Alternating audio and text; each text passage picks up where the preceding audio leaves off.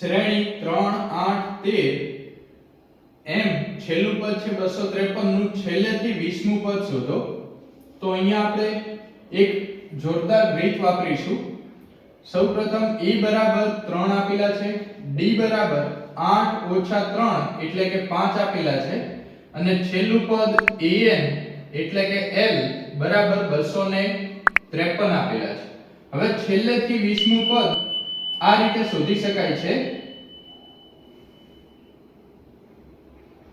l ઓછા n ઓછા 1 ગુણ્યા d, જ્યાં l એ 253 એટલે કે છેલ્લું પદ છે, ઓછા n એટલે કે છેલ્લેથી કયા નંબરનું પદ છે તો 20 છે, તો અહીંયા n ની જગ્યાએ 20 મૂકીશું. 20 ઓછા 1 અને d ની જગ્યાએ અહીંયા છે 5, તો અહીંયાથી 253 ઓછા 20 ઓછા 1 એટલે કે 19 અને ગુણ્યા 5, તો 253 ઓછા 19 ગુણ્યા 5 એટલે કે 95 થશે. હવે 253 માંથી 95 બાદ કરીશું તો 158 આવશે. તો આમ આ શ્રેણીનું છેલ્લેથી 20મું પદ એ 158 હશે. ત્યારબાદ પ્રશ્ન નંબર 30, p બરાબર 2 અને -3 અને q 10 અને y વચ્ચેનું અંતર 10 એકમ છે, તો y ની કિંમત શોધો. તો અહીંયા આગળ આપણને બે બિંદુઓ વચ્ચેનું અંતર પહેલાથી જ આપી દીધું છે, તો x1 x2 y1 y2 ની કિંમતો લખી લઈએ. x1 ની કિંમત 2 છે, x2 ની કિંમત 10 છે, y1 ની કિંમત છે -3 અને y2 ની કિંમત છે y. હવે અંતર સૂત્રમાં અંતર pq બરાબર વર્ગમૂળમાં x1 ઓછા x2 નો વર્ગ વત્તા y1 ઓછા y2 નો વર્ગ થશે. હવે આપણે બંને બાજુ વર્ગ કરી લઈએ તો pq નો વર્ગ બરાબર x1 ઓછા x2 નો વર્ગ વત્તા y1 ઓછા y2 નો વર્ગ. pq 10 આપેલા છે તો એનો વર્ગ એટલે કે 10 નો વર્ગ થશે.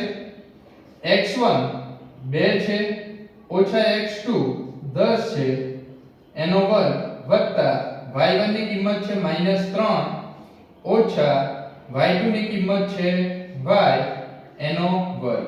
10 નો વર્ગ અહીંયાથી 100 મળશે. 2 ઓછા 10 એટલે કે -8 નો વર્ગ વત્તા અહીંયા આપણે વિસ્તરણ કરીશું તો પહેલી સંખ્યા એટલે કે -3 નો વર્ગ ઓછા 2 ગુણ્યા પહેલી સંખ્યા એટલે કે -3 અને બીજી સંખ્યા એટલે y વત્તા y નો વર્ગ. હવે અહીંયાથી 100 બરાબર 8 નો વર્ગ 64 થશે વત્તા 3 નો વર્ગ એ 9 થશે. આ બંને માઈનસ છે તો પ્લસ થશે. 2 ગુણ્યા 3 6 ગુણ્યા y એટલે 6y વત્તા y નો વર્ગ થશે. હવે અહીંયાથી 100 એમના એમ રહેશે. 64 અને 9 એ 73 થશે વત્તા 6y વત્તા y નો વર્ગ થશે. હવે અહીંયા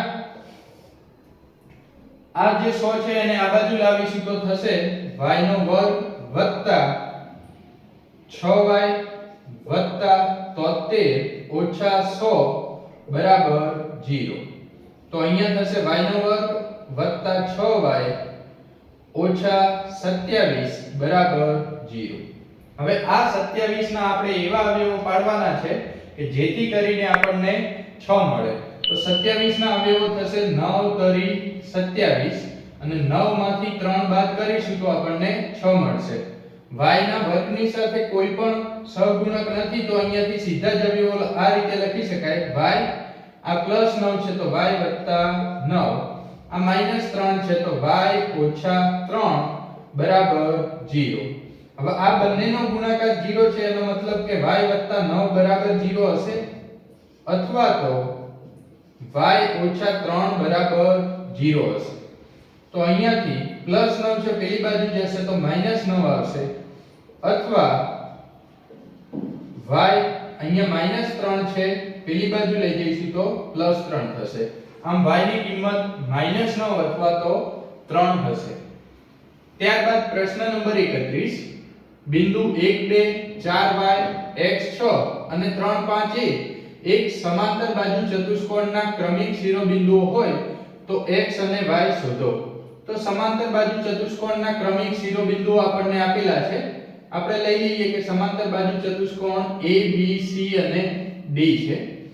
a છે 1 અને 2, b છે 4 અને y, c છે x અને 6 અને d છે 3 અને 5. આપણે x અને y ની કિંમત શોધવાની છે. તો આપણે સૌ જાણીએ છીએ કે સમાંતર બાજુ ચતુષ્કોણના જે વિકર્ણો છે એ પરસ્પર દુભાગે છે. મતલબ કે આ બિંદુ જે O છે એ AC નું મધ્ય બિંદુ હશે.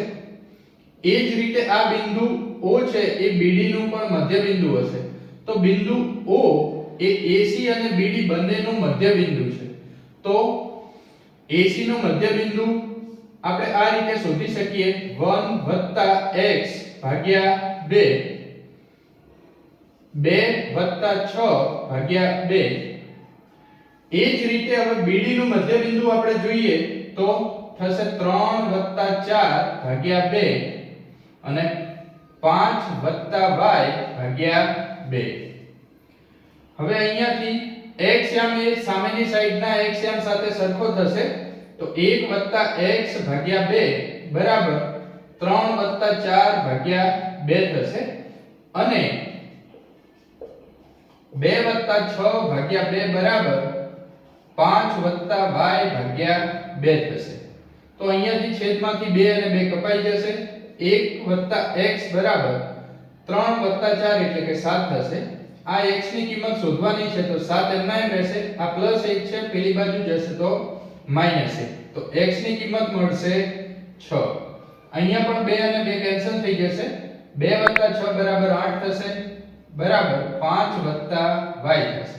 આ 5 ને આ બાજુ લાવીશું તો માઈનસ થશે બરાબર y. 8 - 5 એટલે કે 3 બરાબર y.